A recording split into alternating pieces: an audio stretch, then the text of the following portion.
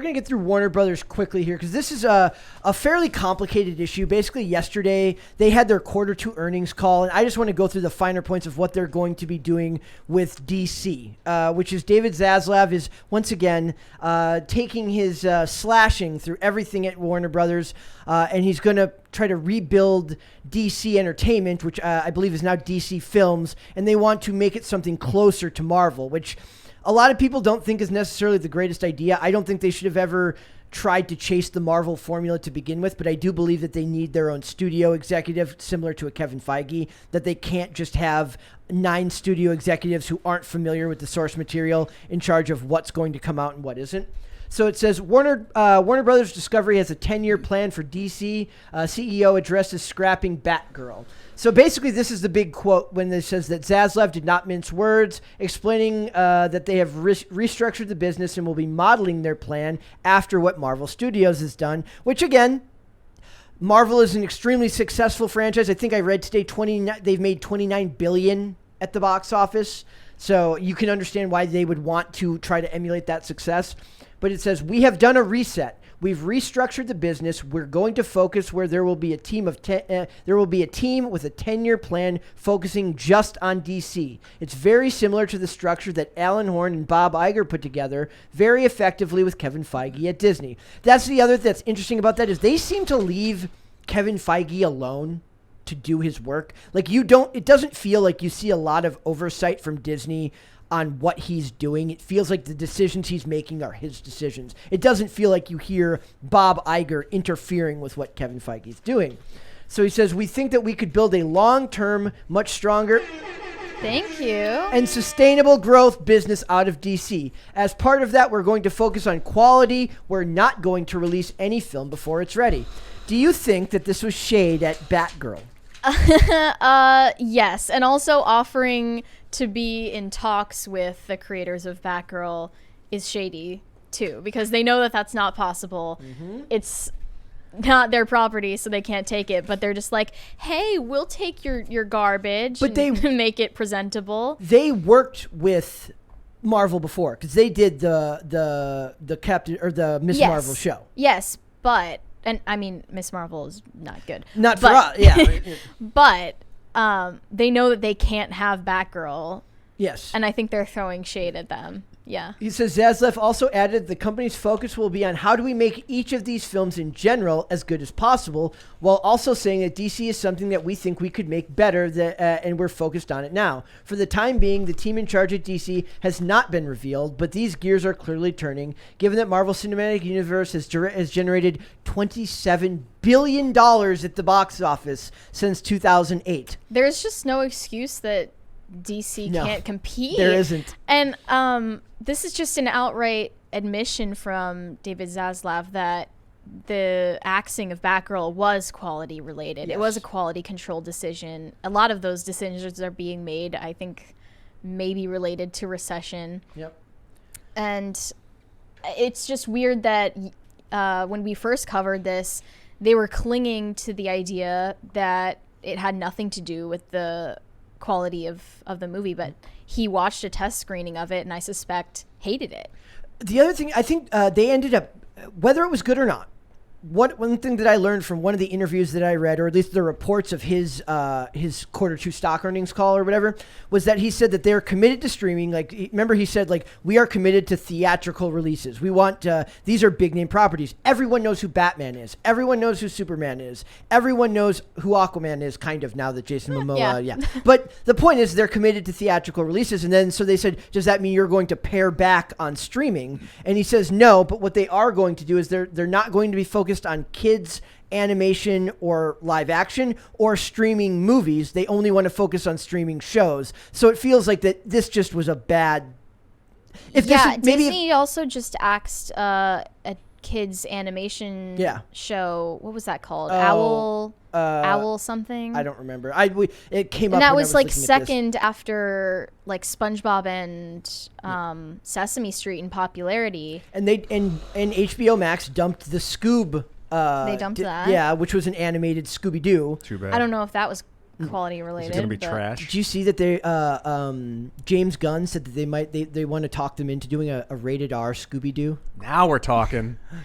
Like Velma, rated Daphne. R mystery. I don't mystery. like that. No, you A don't lot like of the Why do sexual idea? you? tension on that Okay, show. maybe if it's like for the nostalgia factor for adults. How about horror? But I don't want to Where, ruin like, things Fred's for just kids. a heroin How about- addict. Yeah, or how about horror Scooby Doo? Like horror. Like if- a A real Slashers, horror Scooby-Doo like would a be good. real. Yeah. That could be good. like we were talking about like Winnie the Pooh. But it becomes has to have the same cartoonish like unveiling of the mask. Or in they just- every yes. Or when they pull it off, instead, it's like that's the thing. Instead of pulling it off and rips his revealing skin something, off. it actually rips They're the like, skin "Oops." off. Or they pull it off and it's something even Scooby's worse. like chewing his face off, and they're like, will "Get him off of him! Get him off of him!" He still says it's the just an line. actual dog. It's just skin and bone and sinew, and it says like, and I would have gotten away with it Oh, too I if it hate wasn't it. for you meddling kids. The problem with Scooby is that it's a cartoon dog that talks. Like you can't. How do you make that anything other than a goofy kids show? Well, that's they the- try to animate it, but it's animated dog talking. You can do know? a dark comedy. Yes. Horror s- comedy. So they point out here that they say that when they're talking about what Warner Discovery highlights well, because remember they are now not just Warner, they're Warner Discovery, and this is exactly how I imagined it when somebody kind of actually writes it down and commits it to paper, that HBO Max skews male with scripted series that lean into appointment viewing, which is like weekly shows. Yeah. I sent you some memes, by the way. I did not. Oh, I see them down yeah. there. And then they're saying that Discovery Plus leans female with unscripted content. I think of like HGTV, stuff like that. That's all Discovery Plus.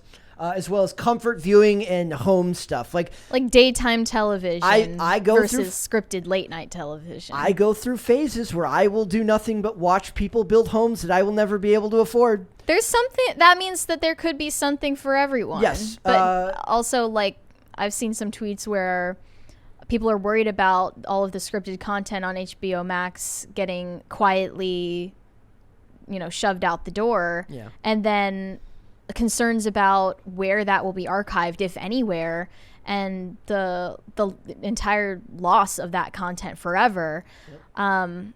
I think there was this author from Entertainment Weekly that tweeted recently about how the BBC lost over 100 episodes of the old Doctor Who. Yes, because they wanted to reuse the tapes. And that stuff is just gone forever other than audio recordings. Dude, that's insane. Like me and my friends used to have to tape, like when we would film skate stuff, you're so poor you can only afford like 1 or 2 mini DV tapes. So once you get done using that tape, you capture all the stuff to your computer and then you just tape over it. And eventually the tape gets so overused that there's like ghost images of the previous clips in the new clips. And this was like a major network for like the country for like an entire country, and they're reusing tapes. Yeah. Talk So, about like, cost cutting. In an age where it's so much easier to digitally archive this old content, I think that they might not go to the trouble, or that's like a lot of people's worry, simply because it's not in the interest of their bottom line. Do you think that this is one of these things that they should like maybe keep them separate? Like, would it be better to have like say when you go into HBO Max, right? You can hit left and go HBO Max. You can hit right and go Discovery. Oh. Like that. But I think they might want it to just be indistinguishable They do. from each other. They do. So I feel that like for can't me, happen. maybe it's just how my brain works, but I would prefer if I could go into separate. Like I have. That's kind of what Roku does, though, as a hosting platform for the streaming services. I have I have Paramount Plus. Like I bought it, but I only bought it on like what do you call it? On Amazon Prime, and I could never get it to log into just the Paramount Plus app. So I always have to use it on Amazon Prime, which, as you know, is already awful because of how horrible the fast forward and rewind button is. But like you have to go down all these sub menus just to use it, and I hate that. I would prefer that they were like I wanted distinct. I think color the trouble scheme for, of doing that is kind of built in as a feature, not a bug. Yeah. So they talk about the franchises are Batman, Wonder Woman, Superman, Shark Week, Game of Thrones, Shark Week. and then here's one I didn't know was even a thing: the 90 Day Fiance universe. Big deal. That's Very like those big shows deal. make insane money, all because they cost nothing to make. And people love to just put that stuff on. There are whole YouTube channels just for The Bachelor. who just review Yeah. The Bachelor and talk crap about The Bachelor. Big Ed was a huge deal, Yeah. like mid-pandemic as well. And then they also bring up Harry Potter, like they're back in talks with J.K. Rowling to do more stuff with her because, like, again, money is king. They don't actually care about what she thinks about other communities. They just care that she makes them money. But they talk about HBO Max, Discovery, CNN. I mean, everybody's got to have a loser in there somewhere, right? HGTV, DC, Looney Tunes. I haven't seen anything from the Looney Tunes in years, but there was a great Tiny Toons video game on Sega Genesis that I I loved. remember that. Yes. And then they talk about they have Friends on there, Fixer Upper, Big Bang Theory, Property Brothers, like all things that, like, especially like Property Brothers, people will put that stuff on in the background. My mom would watch those episodes on repeat and just cycle through. Money Big Bang Theory is another one that's like, just put it on repeat, mindless. Sex and the City is on there too. And Sex and they just did like a sequel to Sex and the City last year or something like that.